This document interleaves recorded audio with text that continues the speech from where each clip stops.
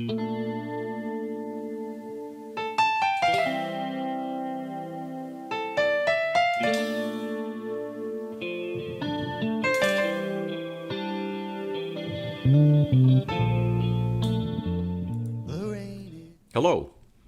Welcome to part 1 of a new video series on best practice sterile technique for Foley catheter insertion. First, full disclosure. I'm not a professional filmmaker, but I did embrace a new hobby making music videos during my recent pandemic shelter-at-home months. I'm a retired teacher and a C6, C7 quadriplegic paralyzed from the chest down with no function in my fingers. I'll be 70 years old in the spring of 2021. I've lived a long and healthy life, primarily because I was sent to an old-school rehab center when I sustained a high spinal cord injury in 1975. Most of my paraplegic and quadriplegic peers never had the kind of training I had. Like me, they relied on catheters in order to relieve their bladders. But sadly, most of them died long ago.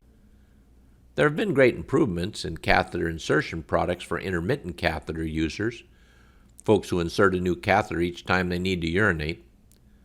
But for the rest of us who insert a new Foley indwelling catheter every 3 to 4 weeks, I haven't found any touchless insertion products. Most of us rely on others to help us every time a new Foley catheter is inserted. If our caregivers haven't learned real sterile technique, and they introduce new bacteria into our bladders each time, we experience 2 certain outcomes. 1, we begin experiencing UTI, urinary tract infection, within 48 hours. And 2, we steadily spiral up through the available antibiotics used to treat UTI. The 3rd and 4th outcomes are pretty much certain too. We experience nearly continuous low-grade fevers, and we die years, even decades earlier. Privately and through home care services, I have hired and retrained over 100 LPNs and RNs in the past 44 years, and most of them claimed that clean side, dirty side sterile technique wasn't taught in their nursing classes. Even the RN whose day job was head nurse at a New York urology clinic scoffed at me.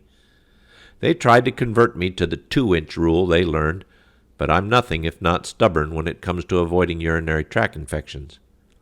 It all starts with understanding what a sterile field is and how caregivers put on their sterile gloves. I have now watched dozens of well-meaning young nurses' YouTube videos teaching sterile technique sterile glove handling, and not one of them demonstrated an actual sterile field. This video is a throwback to the days when every nurse was taught how to create as sterile a field as possible. I want to tell you about a young man from New York who recently suffered a high spinal cord injury like mine. Let's honor his privacy and call him Reggie. At the time of his injury, Reggie was transported by ambulance to one of the most prestigious hospitals in the New York City area. I have been a visitor there, and the facility is state-of-the-art. The staff is everything you could hope for, unless, like Reggie, you're destined to be a long-term Foley indwelling catheter user. Even before Reggie was stabilized and sent home where his mother is currently acting as his caregiver, he fought frequent urinary tract infections. He is nearly a continuous antibiotic user. Whether you're a nurse, a caregiver, a patient, or the parent of a patient, it costs you nothing to readjust your approach. Creating an actual sterile field like a surgical nurse does when laying out a surgeon's instruments takes little or no more time than being sloppy. If you truly want to do no harm, you'll see that learning about clean side, dirty side sterile technique can make a significant long-term difference in the life of every patient you work with. Before Ashley demonstrates the old-school clean side, dirty side sterile technique for putting on sterile gloves, we want to emphasize several medical facts. First, a healthy person's bladder and urine are inherently sterile. In many cultures, one's own urine is actually used on cuts and scratches to prevent infection. The second fact that relates to this video is that human sweat is basically urine, made of the same urea that cleanses our bodies of toxins and minerals.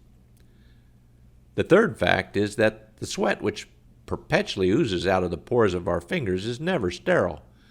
It is contaminated by everything we touch and by the never-ending slough of dead skin cells. Even seconds after washing our hands, touching a mirror is proof positive of how quickly sweat reinstates itself on our hands. Watch closely as Ashley shows you what you'll see on most videos about sterile gloves. If you've been to nursing school, you've probably seen it there too. First, the second she places her thumbs on the sterile flaps, she violates the purpose of those flaps. Then, by flattening out the paper with her bare hands, well, if that doesn't gross you out, it should. When we pretend that contaminating the 2-inch border of a sterile field's clean side doesn't matter, or that the gloves will never touch any of those 90-plus square inches of invisible bacteria, we are deliberately gambling our comfortable fantasy against our patient's health. Let's start our better way demonstration with this piece of fancy typing paper. We'll call the white side the clean side and the fancy side the dirty side. The object of true sterile technique is to never place our sweaty, dead cell sloughing hands on any part of the clean side or sterile field we want to create. Every sterile glove kit is wrapped in sterile paper deliberately designed so that bare human hands never need to touch the clean side.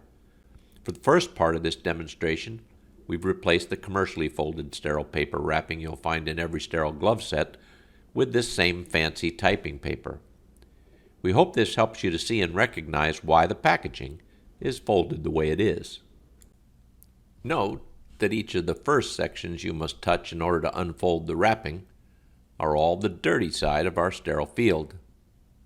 When you can see the 2 clean side flaps, you are at the point where most nursing schools have changed procedure over the years. But watch as Ashley slides her thumbs and pointer fingers under the flaps, pushes her hands together, and pinches the dirty side of the paper by using her opposing fingers to bend the paper, making it easier to pinch. Sometimes a second gentle tug is usually enough to make both gloves accessible. To all you tidy folks out there, please resist the natural urge to flatten out the paper. Your need to be neat is not a good thing in this case. Now that you know better, we hope you'll learn to do better. Finally, Ashley will do it all again with a standard sterile glove kit. Thank you for watching our amateur and not-for-profit attempt to improve the medical world just a little. I'll shut up now and let you listen to more of Charlie Lang and Bar Scott singing Coming Around.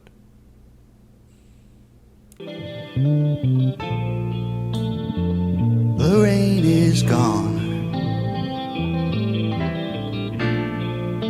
My elbows on the sill,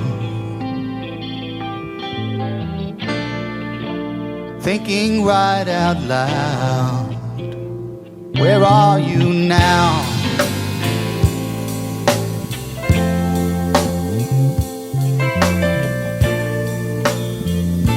Life goes on. What did I think I'd see?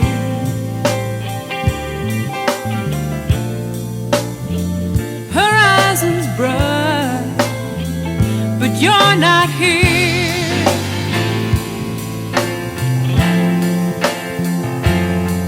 Can we turn around? Have we seen enough? Have we learned enough to know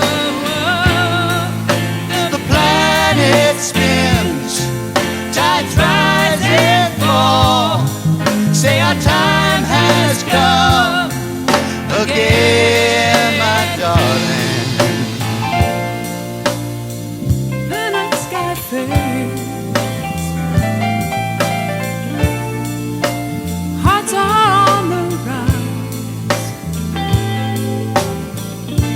We're living songs of hope for you and me.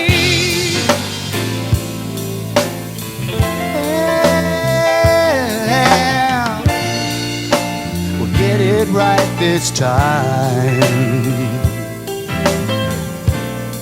then we'll finally know